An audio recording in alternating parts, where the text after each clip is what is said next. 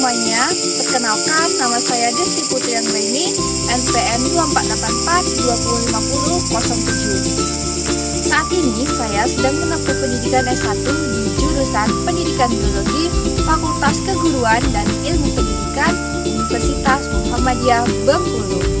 Tujuan saya membuat video kali ini adalah untuk menyelesaikan tugas di mata kuliah PSDALH dengan dosen pembimbing Bapak Nurwiyoto. Materi yang akan saya angkat pada kesempatan kali ini adalah sumber daya alam dan lingkungan hidup di perkebunan kopi di Desa Air Dingin.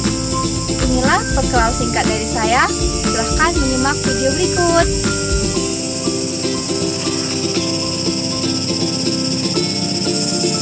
Sumber daya alam dan lingkungan hidup perkebunan kopi, dosen pengampu Bapak Nurwiyoto. Halo semuanya, perkenalkan saya Desti Putri Anggraini, NPM 2484 2050 07, Prodi Pendidikan Biologi, Fakultas Keguruan dan Ilmu Pendidikan, Universitas Muhammadiyah Bengkulu. Desa Air Dingin memiliki keindahan alam yang luar biasa, dengan perkebunan kopi yang menghasilkan salah satu biji terbaik, siap menyajikan sensasi rasa yang tiada duanya. Sebelum membahas lebih jauh, kita perlu tahu apa itu sumber daya dan lingkungan hidup. Sumber daya alam dan lingkungan hidup memiliki kaitan yang erat dalam konteks keberlangsungan dan kelangsungan hidup makhluk hidup. Berikut pengertian keduanya. 1. Sumber daya alam (SDA) merupakan segala sesuatu yang berasal dari alam dan dapat dimanfaatkan oleh manusia untuk memenuhi kebutuhan hidup, baik itu berupa baku, energi, dan keperluan lainnya. Sumber daya alam dibagi menjadi dua jenis, yaitu sumber daya alam yang dapat diperbarui, yang dapat dipulihkan dalam waktu tertentu jika dikelola dengan baik, contohnya seperti air, hutan, dan juga ikan. Sumber daya alam tidak dapat diperbarui, yang jumlahnya terbatas dan bisa habis jika dieksploitasi secara berlebihan, contohnya seperti batu bara, minyak bumi, dan logam. 2. Lingkungan hidup merupakan segala sesuatu yang ada di sekitar makhluk hidup, baik yang bersifat biotik maupun abiotik. Lingkungan hidup mencangkup interaksi antar komponen-komponen tersebut yang membentuk ekosistem. Keseimbangan dan kelestarian lingkungan hidup sangat penting untuk mendukung keberlangsungan makhluk hidup di bumi. Perkebunan kopi adalah lahan atau area yang digunakan untuk menanam tanaman kopi, baik itu kopi Arabica maupun kopi Robusta, dengan tujuan untuk menghasilkan biji kopi yang akan dipanen dan diproses lebih lanjut untuk konsumsi manusia. Perkebunan kopi biasanya terdiri dari beberapa kopi yang ditanam secara teratur dengan perawatan yang mencakup pemupukan, pengendalian hama, dan pemangkasan. Selain itu, perkebunan kopi dapat memiliki skala yang berbeda-beda, mulai dari perkebunan kecil yang dikelola oleh petani individu hingga perkebunan besar yang dimiliki oleh perusahaan. Proses dari perkebunan kopi melibatkan tahap-tahap penting seperti penanaman bibit, pemeliharaan tanaman, panen, pengolahan biji kopi, hingga distribusi untuk dijadikan produksi kopi yang siap dikonsumsi. Keanekaragaman sumber daya alam di kebun kopi melibatkan elemen biotik dan abiotik. 1. Keanekaragaman hayati biotik. Tumbuhan. Selain pohon kopi, ada tanaman pelindung dan penutup tanah. Hewan. Kebun kopi mendukung berbagai fauna seperti serangga, burung, dan mamalia kecil. Mikroorganisme. Jamur, bakteri, dan cacing tanah mendukung dekomposisi dan penyuburan tanah. 2. Keanekaragaman genetik. Berbagai jenis kopi seperti Arabica dan Robusta serta varietas lokal yang tahan hama dan penyakit. 3. Keanekaragaman ekosistem. Kebun kopi sering berada di daerah yang memiliki ekosistem kompleks seperti hutan dan sungai. Sumber daya alam abiotik. Tanah yang subur dan air yang cukup sangat penting untuk pertumbuhan kopi. Pengelolaan yang baik sangat penting untuk mempertahankan keanekaragaman ini. Berikut contoh keberagaman di kebun kopi. Masalah sumber daya alam dan lingkungan hidup di kebun kopi dapat mencangkup beberapa isu berikut. 1. Deforestasi. Untuk membuka lahan kebun kopi, seringkali terjadi penebangan pohon yang mengarah pada deforestasi, pencemaran tanah dan air, penggunaan pupuk kimia, pestisida yang berlebihan dapat menyebabkan pencemaran tanah dan air, erosi tanah. Tanaman kopi, terutama di daerah pegunungan, dapat menyebabkan erosi tanah jika tidak dikelola dengan baik. Kehilangan keanekaragaman hayati. Perkebunan kopi yang luas, terutama yang monokultur atau hanya satu jenis tanaman, dapat mengurangi keanekaragaman hayati karena menghilangkan habitat alami bagi berbagai spesies tanaman dan hewan. Perubahan iklim. Tanaman kopi sangat sensitif terhadap perubahan iklim, seperti suhu yang lebih tinggi atau perubahan pola curah hujan. 6. Penggunaan air yang berlebihan. Kebun kopi membutuhkan banyak air dan pengelolaan sumber daya air yang buruk dapat menyebabkan kekeringan di daerah sekitar. Kesejahteraan petani. Meskipun bukan masalah langsung terhadap sumber daya alam, ketergantungan pada produksi kopi sebagai satu-satunya sumber pendapatan dapat mempengaruhi pola penggunaan lahan dan keberlanjutan lingkungan. Jika petani tidak memiliki pengetahuan atau sumber daya untuk mengelola kebun mereka dengan ramah lingkungan.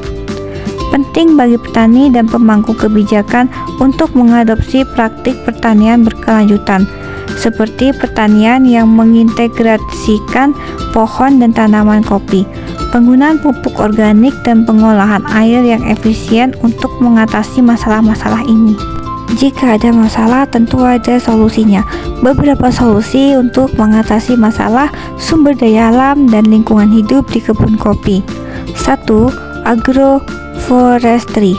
Mengintegrasikan tanaman kopi dengan pohon-pohon lain, baik pohon peneduh, pohon buah, atau pohon kayu, dapat mengurangi deforestasi, mengurangi erosi tanah, dan meningkatkan keanekaragaman hayati. Juga dapat membantu mempertahankan kelembapan tanah dan menjaga keseimbangan ekosistem. 2. Pertanian berkelanjutan. Mengadopsi metode pertanian yang ramah lingkungan seperti penggunaan pupuk organik, kompos, dan pestisida alami dapat mengurangi dampak negatif terhadap tanah dan air. Konservasi air. Mengimplementasikan teknologi pengolahan air yang efisien seperti sistem irigasi tetes atau penampungan air hujan dapat membantu mengurangi penggunaan air dan memastikan bahwa kebun kopi tetap berkelanjutan meskipun menghadapi perubahan iklim atau kekeringan.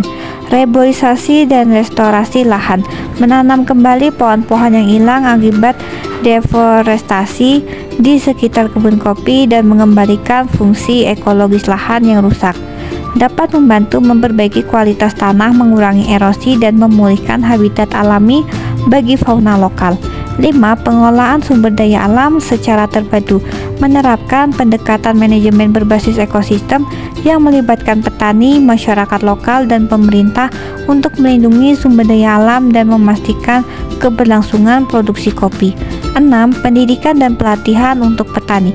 Memberikan pendidikan dan pelatihan kepada petani kopi tentang cara-cara bertani yang ramah lingkungan dan berkelanjutan sangat penting. 7. Pemberdayaan ekonomi petani. Mengembangkan program yang mendukung kesejahteraan ekonomi petani kopi melalui pemberian akses ke pasar yang lebih luas, pelatihan dalam pengolahan bisnis, dan diversifikasi pendapatan dapat membantu mereka untuk beralih ke metode pertanian yang lebih berkelanjutan tanpa mengorbankan mata pencarian mereka. 8. Menerapkan sertifikasi Fair Trade and Organic. Sertifikasi seperti Fair Trade dan Organic dapat menjadi insentif bagi petani untuk mengadopsi praktik pertanian yang berkelanjutan. Selain itu, sertifikasi ini dapat meningkatkan daya saing kopi di pasar global yang semakin mengutamakan keberlanjutan. Dengan mengadopsi solusi-solusi ini, diharapkan kebun kopi dapat beroperasi secara berkelanjutan dan tetap menjaga kelestarian sumber daya alam serta lingkungan hidup.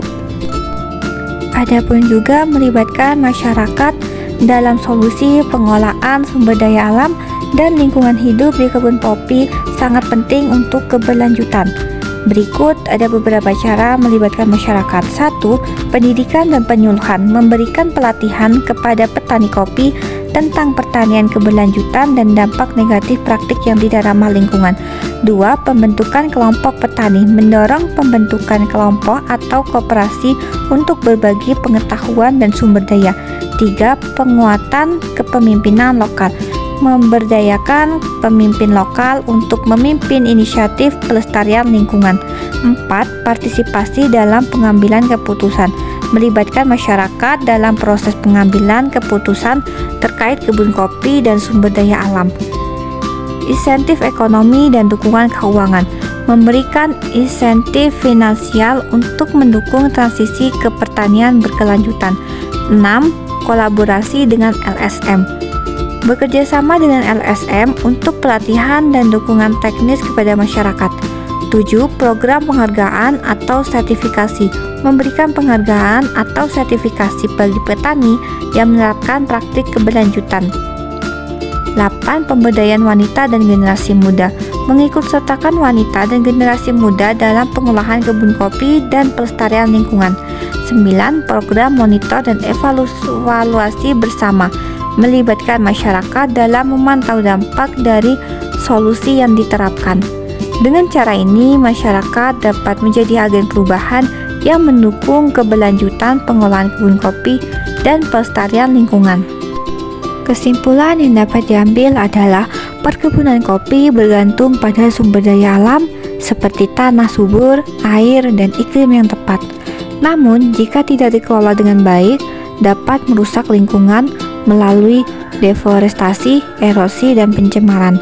Praktik pertanian berkelanjutan seperti agroforestry dan pengolahan yang ramah lingkungan penting untuk menjaga kelestarian sumber daya alam dan kualitas lingkungan. Sekian materi yang dapat saya sampaikan. Terima kasih.